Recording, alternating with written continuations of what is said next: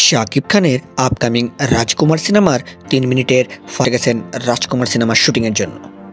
আগামী ঈদ উল ফিতরে সিনেমাটি মুক্তি পাবে। সিনেমাটির পরিচালক হিমেল আশরাফ বলেন, আমরা রাজকুমার সিনেমার ফাইটে যে বাজেট খরচ করেছি সেই টাকাতে আমাদের এখানে অনেক সিনেমা নির্মিত হয়। ফাইট আর গানে আমরা কোনো কমতি রাখতে চাই না, নো কম্প্রোমাইজ। আমেরিকার বিভিন্ন রাজ্যে ২ সপ্তাহ ধরে শুটিং করব। যেসব লোকেশনে শুটিং হবে সেগুলো বাংলাদেশি সিনেমায় আগে কখনো দেখা যায়নি। সিনেমাটির গল্প ও চিত্রনাট্য আমার জানা আছে কী কী এলিমেন্টস লাগবে শাকিব খানের সিনেমাতে। প্রিয়তমার চেয়ে গল্প এবং নির্মাণে ভালো হবে আশা করি।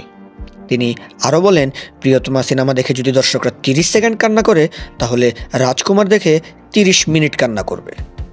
শাকিব খান অভিনীত রাজকুমার সিনেমার শুটিং শুরু হয় গত বছরের ডিসেম্বরে।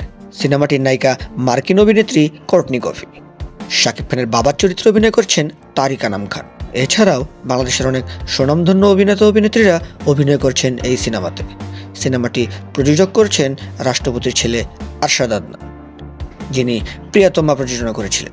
রাজকুমার সিনেমাটি প্রেম, পারিবারিক সম্পর্ক এবং একজন স্বপ্নবান তরুণের বাংলাদেশ থেকে আমেরিকায় যাত্রার গল্পকে কেন্দ্র করে নির্মিত হচ্ছে।